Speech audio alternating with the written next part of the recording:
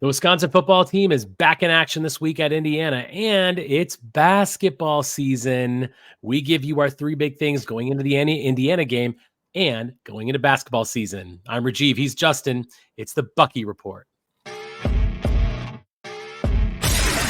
Welcome to the Bucky Report, your destination for all things Wisconsin Badgers. Authentic takes. Oh my God. Game analysis. Touchdown Badgers! Ring one up! And discussion from the fan perspective. Woo-hoo! Thanks for joining us and on Wisconsin. Welcome into the Bucky Report. We are your hosts, Rajeev Chhabra and Justin Julka, in for our midweek three big things episode, talking not just football. Now, Justin, it's that special time of year where we have this like 2-month overlap of football and basketball. The Wisconsin Badger basketball team tips off Monday against Arkansas State. I believe that's who we're playing. Yeah, Arkansas State. I mean, the easy, tiny part of a very, very rough schedule coming up, but lots to get into. We've had a little bit of time to come down from the Ohio State game back to football. Justin, how are you doing today? I'm doing well. I mean, we had all talked about the Ohio State game as a game that we didn't expect to win. And especially after the more we had gotten into the season and realized kind of what we were so far this year, we're definitely a work in progress. I don't think any of us really had the misgivings that we were going to be some powerhouse in that game. It was let's see if maybe we can have some positives that we take away from it, and I feel pretty like we got some of that. We're learning more about this team and who we think we can use going forward, which I think is honestly the biggest takeaway. Like, who's going to help us next year if we want to start pushing things and getting better. Right. You know, I want to address one thing first. I put up my grades out, as I do. If you follow me on Twitter at Rajeev_722, I put my grades out at the beginning of every week. I got a lot of pushback on my my high grades, including from the man sitting next to me, and our compadre Ryan Herrings, who all said my ratings were too high. I want to. It's contextual. I understand. For me, it's about who we're playing, and I know I gave Braedyn Locke. He was in the A's. I gave no one pretty much below a B- because ultimately we held the number one team in the land to a fourth quarter game, really, really tight game up until the end of the fourth quarter, and I know that our numbers weren't fascinating, but Locke did. Was playing against Ohio State. This is a team that allowed just 12 points against Penn State the weekend before. Penn State is a much better team than we are. Let's be honest about that. Like, all around the board, we played well. And I know it was tough and it was difficult. But I did look at it from a much more positive perspective than I think a lot of Badger fans. So yes, my grades were a little high. If you saw that on Twitter and you're one of those people who are like, what is wrong with this guy? What game was he watching? I still stand by those grades. Justin has a bunch of C's down on his. Okay. So you got to give the guys credit. So it all depends on how you want to actually view the grading. And for me, I view the grading as in a vacuum. What grade would I give if, say, Locke went out there and had 250 yards and 3 touchdowns and we win the game? So that's an A to me. Now, I don't think he played poorly at all. And that's the context I want to make. For a quarterback who was in his second start, I thought that he was incredible. But I have to look at it strictly from what I thought he added to the game in terms of providing an opportunity for us to win. I thought he played well, but he was not a guy that went out there and carried us, which is kind of like, that would have been an A grade. If he went out there and had a couple of touchdowns, it would have moved him much higher on my grading scale. Yeah, I mean, for me, it's the lens I'm looking at it through. It's the relativity exactly of it. And look, I mean, we were in the game. We did have a chance to win the game. So to me, that's scream their grades. But listen, I get it. Not everyone agrees with me, and that's okay. We will put the Ohio State game to bed and move on. The Bucky Report's 3 big things. Okay, Justin, we're back down to the last 4 games, final month of the season. We kick off with Indiana this week on the road. Not a very good team. Let's talk through our 3 big things. Number 1, I'm going to take this one. Unchain the Lock. This is the title of the episode. It was time to unchain the Lock. And Lock needs to carry more of the load. Look, this is it now. I mean, the tough defenses are behind us. Indiana is not that. They allow close to 30 points a game. They are not a defense that is going to be some juggernaut for us. It's time to see what Braedyn Locke has, and I want him unchained. I do want to take more chances. I want him to open up the playbook, because don't forget, it's not confirmed yet, we probably don't have Braelon Allen in this game, almost confirmed. So he does need to carry more of the load. I think this is a good point that you actually brought this up, and you wrote this 3 big thing. But yeah, I mean, it's time to see what this guy has. We have 4 games left. We have the West to play for, but now I want to see how Braedyn Locke can work with these receivers now that he's had a couple more weeks of practice. And I mean, look, I believe in him, and I think the receivers just need to catch the ball, which we'll get to in a minute. But I want to see this man really aired out, because now you're not going to face the kind of pass rush that, look, Ohio State doesn't have the best pass rush, but still, like, this is still the Ohio State defense. He had to play up against Ohio State and Iowa and Illinois, which is not bad. So now things open up a little bit. Unchain him. I want to see this man. I want to let it fly. I think we will attack more, but it will be very interesting to see how teams alter their defensive concept against us. Because like the way we're looking at it right now, I'm not sure they really truly fear any of our running backs, which means I think we're going to be played a lot more straight up in the passing game. Now, what that means, I have no idea. I think we've seen a fair amount of it anyways this season, just based off of formation and everything else that we've done.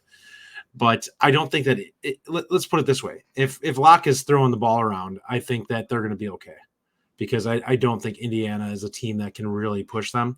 Now, I'm very curious to see what him throwing the ball around is. For me, the big deal here is I want to see him have a positive game. Meaning I want to see that completion percentage jump up over 60%. I want to see us closing on that 250 yards passing mark. And let's get at least another 2 touchdowns in this one. Like that, I think that's big for him. And I think that he's capable of that against a team like this. And I think they're finding some things that work. I think Will Pauling is really starting to step into a role as being the guy of the wide receiver room right now. And that's what they need to see more of. We need to see some of these guys taken. Now that you're not facing Ohio State, go out there and make some plays. Prove that the passing game is legit. Yeah, most definitely. And keep the ball out of Indiana's hands if you're Braedyn Locke. Let's not throw it to them. Let's make sure that 0 interceptions is what I'd like to see come out of that game, because this is a team that we can do that too. There's no doubt about that. Justin, number 2.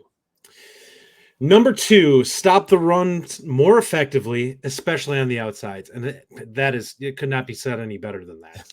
Stop the big runs off the edges, because it's going to hurt us the deeper we get into these last few games. Both Nebraska and Minnesota are going to be problems if we can't stop the running game. So we need to start locking it down now. They need to really prove that they can get it done. Indiana's a good team to do it against, because I don't really think that you need to worry too much about the passing game, even though they played pretty well against Penn State.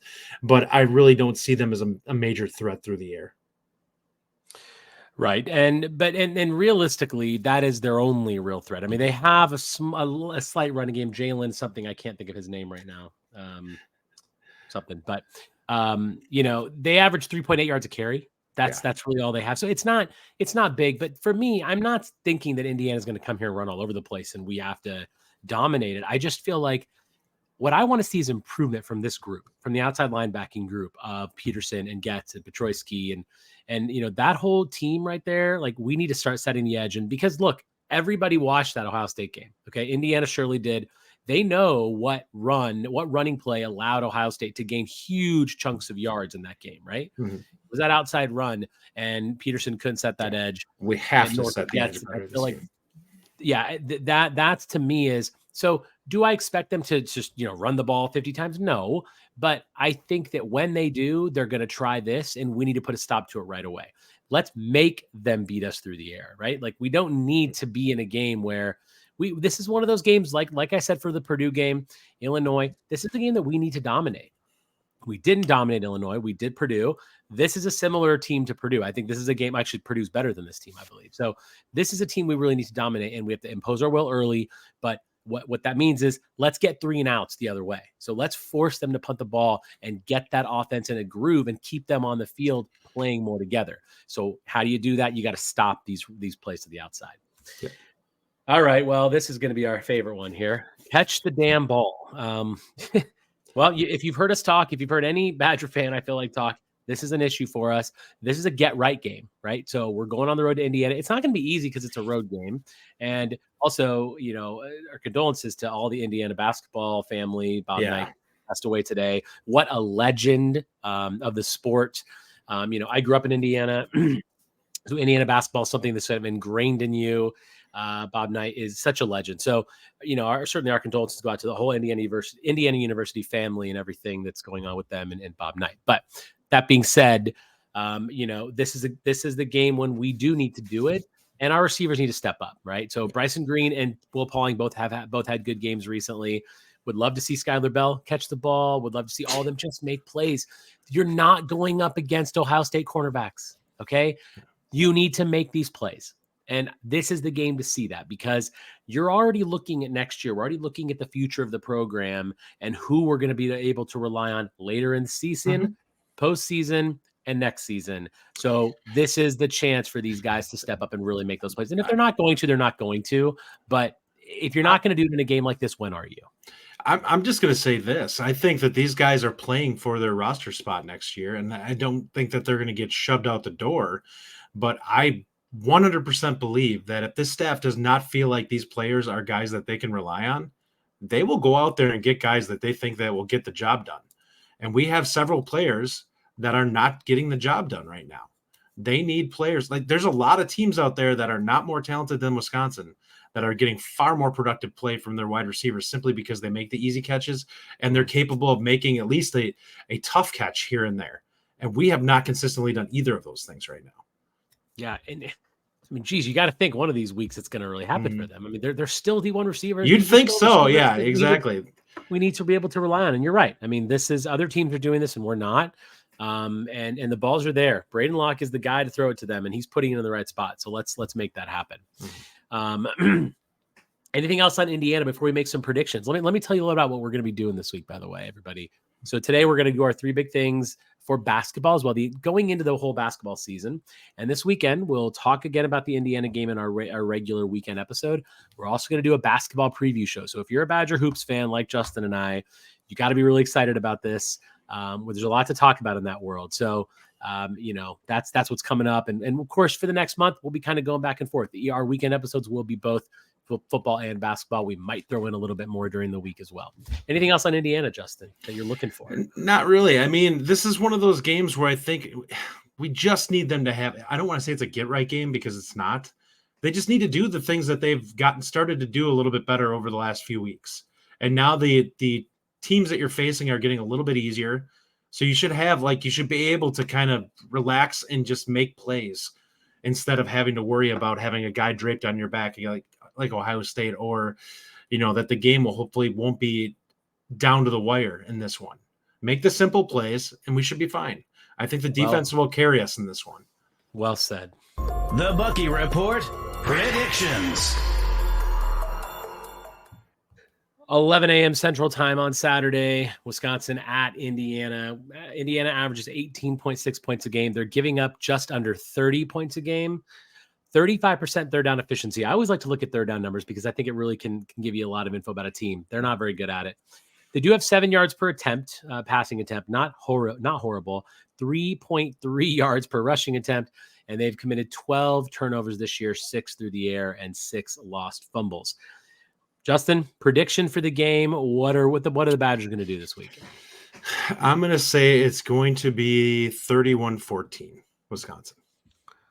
31-14. Yeah, I'm similar. I think that without Braelon Allen, we're not going to be as potent offensively as I'd like us to be, just because I think he really obviously it's going to be Braedyn Locke, but I think that he does give us a lot more of a balance anyway. And we'll see what Jackson Aker can do. This is not the greatest defensive line for Indiana. Hopefully Aker can really kind of have a coming out party. So I think 27-13 is my final score. I don't think Indiana's really going to be able to do much against us. Our defense has shown the ability to stop teams from scoring. Of course, we've been giving up some big run plays, but for the most part, they're doing a good job. Great job against Ohio State. I don't think we quite get to 30. I wanted to say 30, but without Braelon Allen, I feel like we have to bring it down a little bit. So 27-13 is my final score prediction. And let's hope that the Badgers can get this going, because this is the start, Justin, of that 4-game run-in that I feel like we can go 4-0. And if we do, we likely win the West. Iowa is surely going to give up something. They just, by the way, they just fired their offensive coordinator today, Brian Ferentz. He will play out. He will work for the rest of the year, but he will not return next year, which I think is a little sad for me, because I enjoyed watching the ineptitude of Iowa's offense year in and year out. I think it's been hilarious. Now, they beat us, so I can't really talk too much shit about them, but I'm a little sad about it. But nonetheless, I'm not sure how much better they get if they don't make a scheme change, and we'll see what they choose to do there. But I don't see Kirk being huge on a large scale change. He just doesn't seem like he's got that in him. Yeah. All right, man. It's basketball season. Let's talk a little basketball. This is exciting. I love basketball. You love basketball. We enjoy talking about the Badgers. And if you've been a little bit down about the football team and maybe not living up to expectations, well, it gets what? We get to start a new Believe session with talking about the basketball team. So today there was an exhibition game in Madison. The Badgers won, I think, by 40 points, a little over 40 points. AJ Storr with 14 points, Nolan Winter with 9. So a lot to talk about. Let's talk about 3 big things for basketball. The first one, I'm going to take this one, utilizing depth early to create a solid rotation. Last year, we definitely had depth issues. We know this. This is highly publicized. It's simply we just didn't have it. And now with the addition of AJ Storr and Nolan Winter and potentially Blackwell, and see how much he plays, there's a little bit more depth overall to the team. In addition to what we already have, we only lost Jordan Davis, so everyone else comes back. So instantly you have more of a team. And one of the things, Justin, that we said last year that we didn't like too much was they didn't play enough of those guys early, I think. And therefore the rotation kind of shrunk as the season went on. I want to see these young guys get minutes early, especially in a game like Arkansas State to start. Let's utilize this depth, create a rotation, and see what we really have. I just don't want it to be where the freshmen aren't going to play or the new guys aren't going to play. I want to see them play. We have to know what we have. Before you say, I do want to say one quick thing. Surely you guys have heard this already. Gus Yalden has temporarily left the team for personal reasons. So whatever's going on with Gus, we wish him well and hope that he returns. He's someone we're really excited about seeing. But Justin, what do you think about the depth here? Well, I'm going to go ahead and surprise you, because they had an exhibition game tonight against UW Stevens Point that we won 87-44. And we went probably 10 plus deep in this game. And Blackwell played quite a bit. Nolan Winter played quite a bit. And Essegian came off the bench. So I think, are going to be surprised at the level of depth. I think we're 8-9 deep at least right now. And that is guys who I think they're comfortable playing most situations. I think there's a couple of guys that they'd like to have that are situational players that they'd like to fill in there yet too. But the depth is going to be much better. Like, I think he's just far more confident in most of the guys being able to provide quality minutes, which is really what it comes down to. Yeah, I mean, obviously we're not going to be 8. I don't think we're going to be 9 deep during the season. I hope we are, but it's an exhibition game, right? Like, that's going to happen. But the performances tonight were pretty good. I mean, AJ Storr with 14, that's great. There's a lot of activity happening there, which is good. But yeah, we just need to make sure that we utilize these guys so that we do have that happen. If what happened tonight and the exhibition game continues on, I think that's great. New additions need to add offensive prowess. Look, our offense last year, we've talked about it. Scoring drought after scoring drought after scoring drought. We didn't really have a guy who could create his own shot. We didn't have that killer instinct plus athlete. Now with AJ Storr, now with Nolan Winter, with Blackwell, we've added athleticism. I think you would agree with that, most certainly. So my point here is that we need to get these guys scoring points, and they need to be big players. So Storr needs to be one of the top scorers on. I think he will be. And I think that's what we need, that, because if there's always a hole with this team, it's that ability to be really, really strong offensively. I want that gap filled. To me, that is the biggest thing of the year. Is we really need to be a more offensively powered team, and we have the players to do it. I need to see those guys really bring it, especially the new guys. Yeah, I mean, Storr was the leading scorer tonight for us. He had 14. I don't know how many minutes everyone played, but I will be shocked if he's not our leading scorer this season. I think that there's going to be a couple of guys. It's going to be pretty close. I don't know if I see him being a Johnny Davis type player this year. I think he's going to have moments like that, but I'll be shocked if he's tasked with being leaned on that heavily. I think it's more likely he ends up being in that 14 to 15 range, and then we have a couple other guys. I think I wouldn't be shocked to see Connor get up to the 12 point. And I think actually Winter's going to be pretty solid off the bench. I wouldn't be shocked if he's a guy who gets us 7 or 8 points a game, because I think that he's athletic enough that he's going to be kind of a mismatch out there on the floor. He's definitely a guy that can shoot it from the outside. He's not afraid to put the ball on the floor if somebody comes out there and closes out hard. So I think that he's a guy that can provide quality depth there. And I think that he's more athletic than most of the guys that will be covering him, most likely, especially if he's playing minutes at the 5.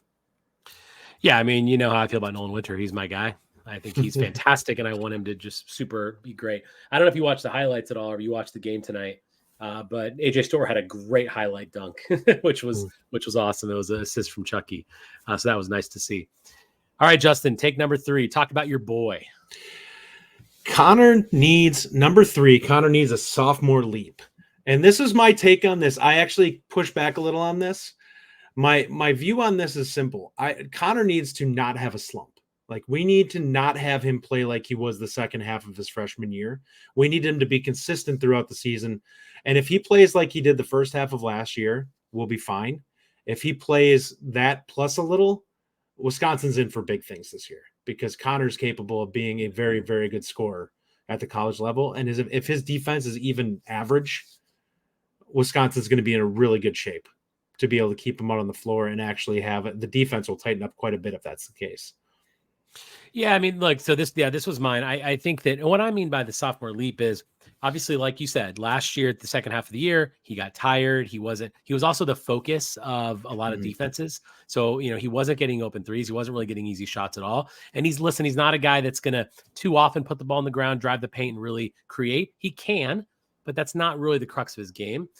But this year, what I mean by that leap is leap physically, leap durability wise, as far as the ability to the endurance throughout the season, and to be that plus scorer later in the year, because he can. And now, if with attention being moved to Storr, and certainly with Chucky dropping some weight, looking like he's going to be a little faster and shiftier this year, so there's that piece of it as well.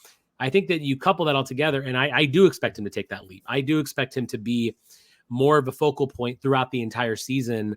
I'm not saying he's going to outscore AJ Storr necessarily, but he needs to be that guy that we can turn to when our offense is struggling a little bit. And if he can, like you said, play like he did early all the way through the season, that's gonna be what happens. And look, this guy's gonna be great for a long time. We were all very excited about it. You, most of anybody, were excited about having him here, and he delivered. He delivered great in his first season. So we need to see that continue, and I expect it too. But he's gonna. We all know what we're expecting from Storr. Like, we don't know what we're gonna see, but we all know what we want. We want that super athlete that can score, put the ball on the floor, be tough defensively. But Connor is a guy that we know what we got last year, and I'm really interested to see how much development he's had in the offseason, right? Physically, shooting wise. Like, this is when you get that, after a great freshman year, is he going to have a slump, or is he going to take it to the next level and actually be a star, which is what I think he can be. And I think you think he can be that star too. I would agree with that. The big thing for him is going to be defensively, just prove that he can belong out there. Yeah, I mean, and do you think he can? I mean, is that something that you feel like he would have? He's never. In the offseason? I don't know if he'll ever be a plus guy, and my gut instinct says no, but I think that he can be a solid college defender, which is fine for what his offensive gifts bring to the floor. That's more than enough for him. So the goal with Connor is you want him to be outscoring the guy that's across from him. Yeah, I think he'll do that. Yeah, no doubt. So listen, we're going to do our basketball preview episode this weekend. We're going to talk through the Indiana game. Hopefully it's a dominating win for the Badgers, by the way. Look, let's have that, please. I mean, I said the last 3 weeks have just been grueling, right? The Iowa loss and the Illinois comeback, which was exciting. And then, of course, our trip to Madison and watching the Ohio State loss. Let's have a little bit more like the Purdue game. Get a little excited. I would love to see that. Let's win comfortably. Yes, let's win comfortably, and let's get ready to talk basketball as well. So big show coming up this weekend, might be a little bit longer. We're going to try to get Ryan Herrings on with us as well to do a full basketball preview and talk to the Indiana game. Justin, final thoughts. Final thoughts. I thought that from what I've seen from tonight's basketball game, I think that the team is looking like they're much improved from last year, which I think is a really good thing for us overall. We've all struggled last year watching that team. It seems like a lot of the things that were concerns last year seem to have been addressed, which going forward is a promising thing for us going forward. Now it's just finding out what this team can be and what their ceiling is. There it is. He's Justin. It's the Bucky Report on Wisconsin. Thank you for listening. If you enjoy the show, subscribe to our YouTube channel at The Bucky Report or The Bucky Report Podcast from wherever you get your content. Until next time, on Wisconsin.